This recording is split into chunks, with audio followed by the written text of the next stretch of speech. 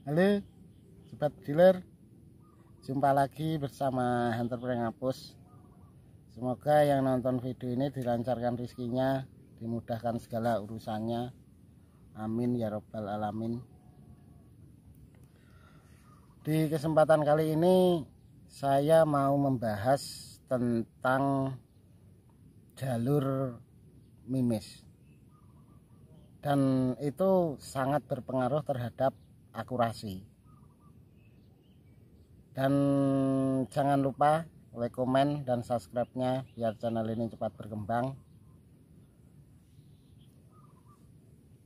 Mari kita simak videonya. Kita pindah pakai kamera belakang kawan ya. Oke kawan, kita lanjut. Ini sudah saya sediakan gambar, tapi gambarnya maaf jelek, bukan tukang gambar. Ini ada dua jalur. Yang pertama ini jalur spiral, anggap aja ini laras, dan yang kedua jalur parabolik. Maksudnya gimana? Untuk jalur spiral itu perkenaan mimis itu, larinya mimis itu gini teman-teman, muter. Terus untuk yang parabolik juga muter tapi jalurnya gini, kayak yang digambar. Kenapa kok ada dua jalur?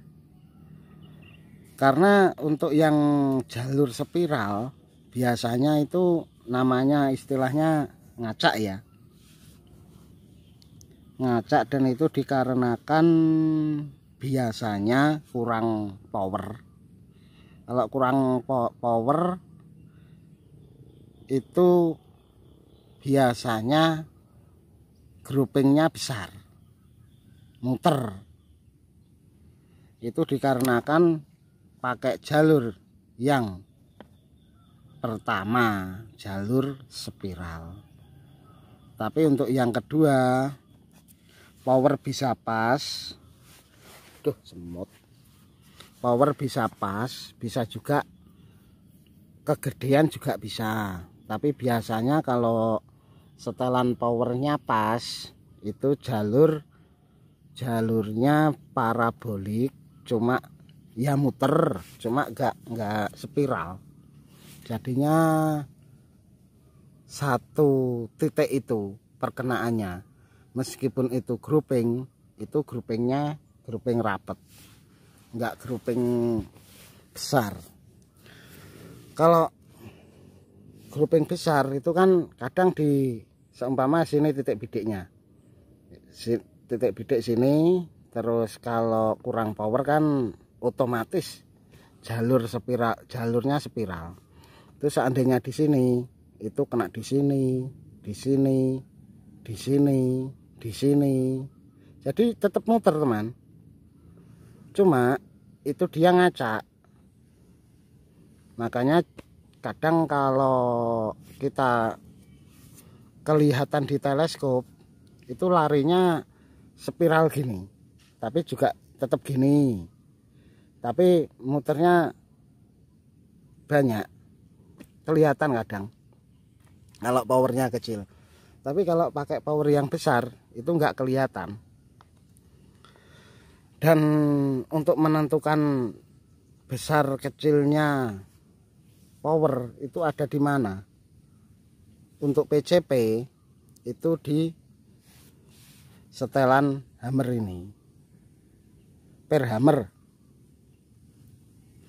Kalau kurang power kita harus memutar setelan hammer.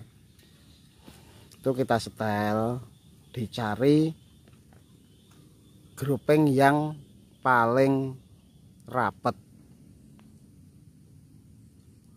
Terus kalau kelebihan power itu juga ngacak,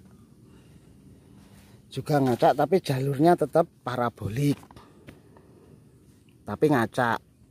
Itu berarti kegedean power, dan power harus kita turunkan sedikit demi sedikit. karena semutnya banyak kawan. Pindah dulu.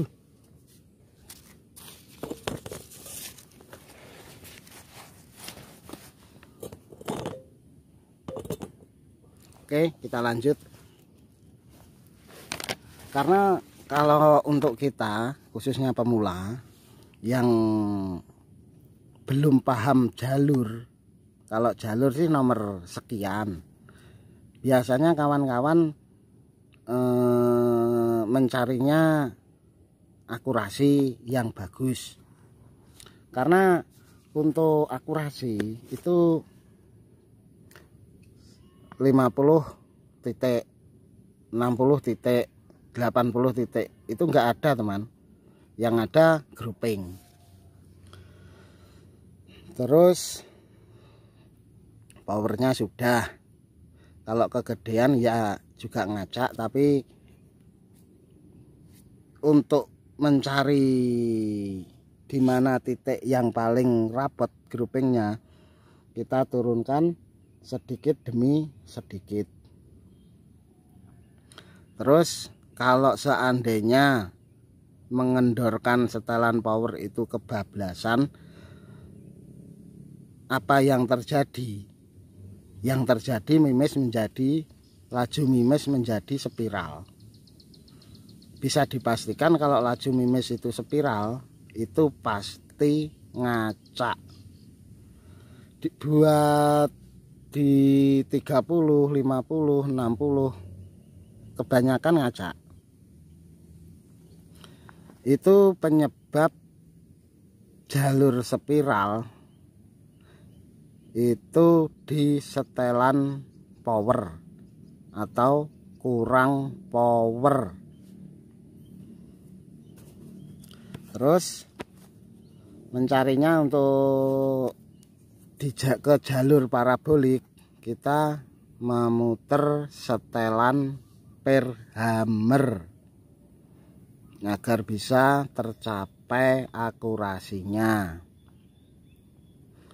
Perlu diingat untuk jalur spiral dan parabolik, untuk bediler senior itu sukanya yang jalur parabolik, karena jalur parabolik itu bisa dipastikan jalur groupingnya rapat. Tentu harus didukung dengan mimis yang cocok antara laras dan mimis. Kemudian power harus stabil, keluar anginnya harus stabil.